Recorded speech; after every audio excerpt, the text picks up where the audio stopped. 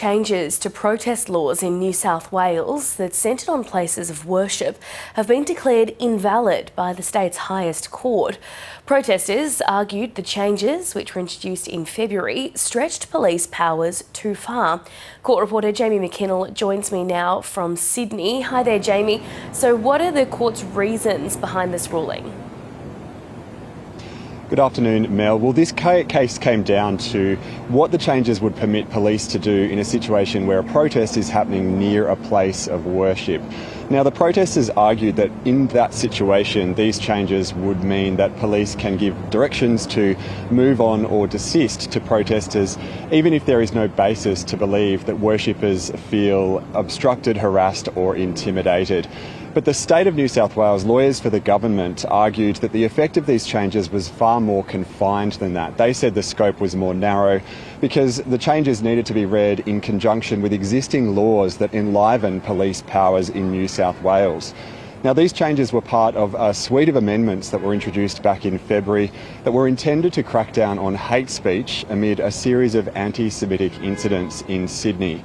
But protesters argued those changes have gone too far. They say that they have imposed a direct, substantial and discriminatory burden on the implied constitutional freedom of political communication. And today, the judge, Justice Anna Mitchellmore, has ruled in the activists' favour. In her decision, she's noted that the evidence demonstrates a locational overlap between the areas that people commonly want to protest in and religious places of worship.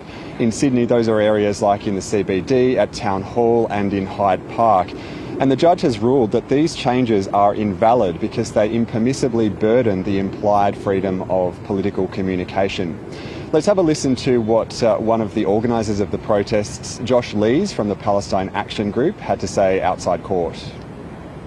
These laws were about targeting anyone who protested near a place of worship, even if it had nothing to do with that place of worship. So today is a win for the Palestine movement, and not just for the Palestine movement, for everyone who ever might want to protest for anything in this state, whether that's union rights, for workers' rights, for LGBT rights, for the environment. As we said, all of these rights and the causes were under attack by Min's laws. So, Jamie, have we seen any reaction from the government yet? Well, the Premier, Chris Minns, was actually holding a press conference almost as this decision was being handed down. And he was asked about this impending decision there. He said he made these legislative changes in good faith.